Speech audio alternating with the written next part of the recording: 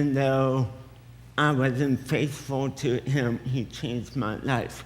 And that was Jesus. I remember I went to a church like this. I got saved. I was so excited. I came home and I told my mom. And my mom started laughing. There's no such thing as being saved. Jesus is just make-believe. When you die, they put you in a box, and that's it.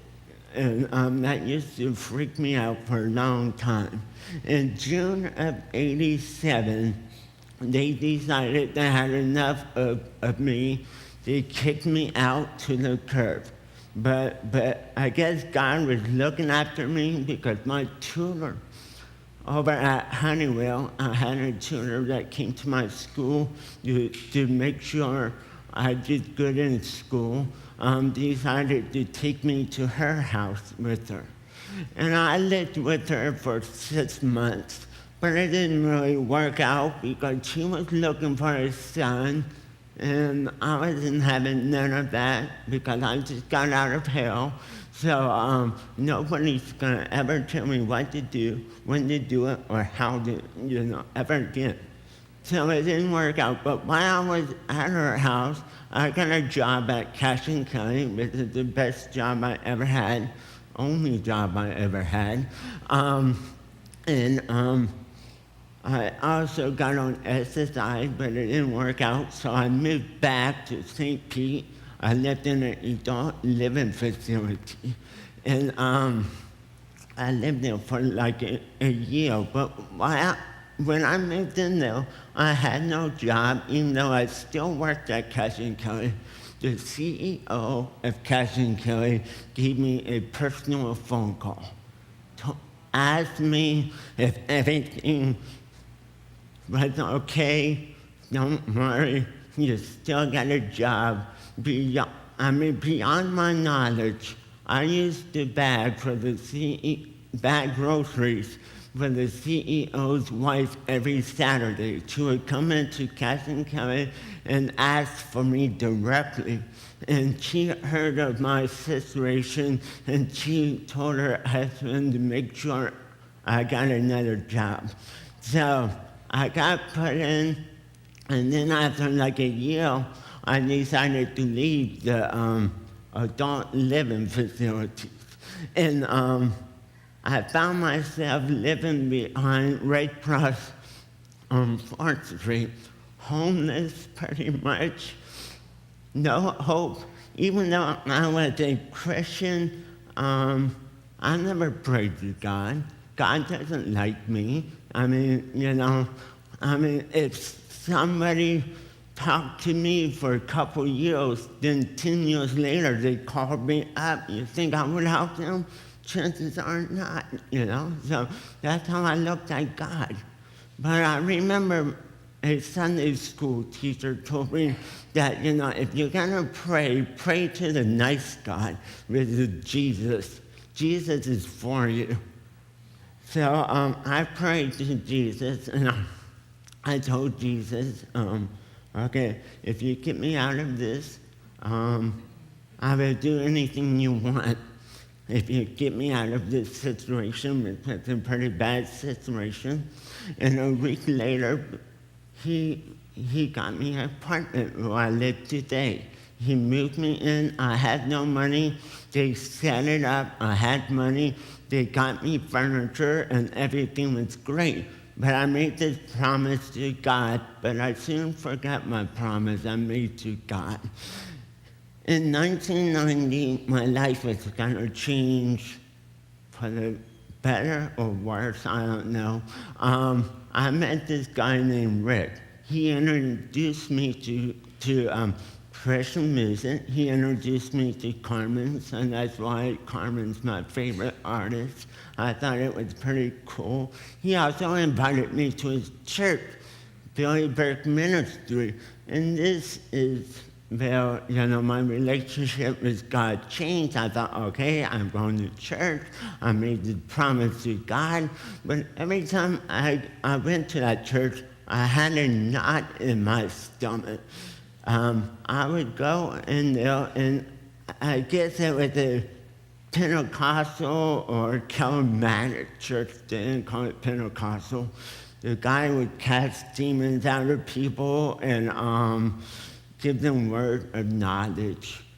But when I was there, I was the only one that he cast demons out of on a regular basis. Now I could be sitting anywhere in this church. Usually I sit in the back because I can sneak out. But this guy had Randall radar. He knew exactly where I was. He knew exactly what I wore. And he would always jump on me, casting out demons. I could be sitting in the 5th row, and this is pretty funny. And he would leap over 5 rows of seats just to get at me. And it pretty much messed up my thinking. But he did give me a word of knowledge that one day I would work with kids. But I don't like kids, so, that wasn't of God, And definitely the demon stuff, I don't know about this. And slowly, it kind of screwed up my way of thinking of God. I started thinking I was a loser, I was a nobody, a retard, and now I have demons. Everywhere I looked, there was a demon, and they were all on me for some reason. So I stopped going to church altogether. I isolated myself in my apartment. I put tinfoil on my windows because, I was totally depressed, cussing out and crying to God.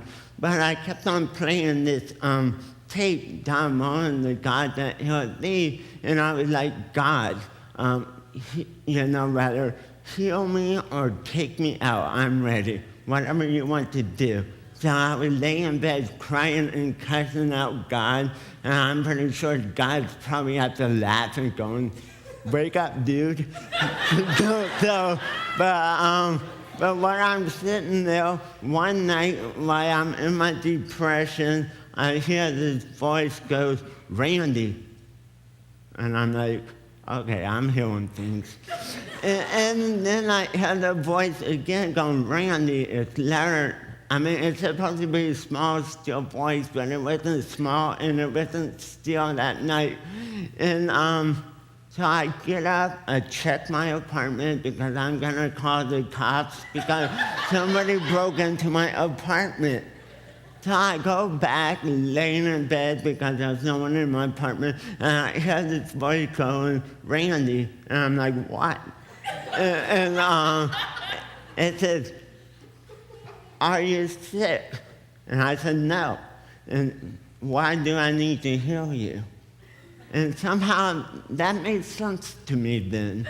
So I got up, I took the tinfoil off the window, and then I had to figure out, okay, I'm going to find me a church.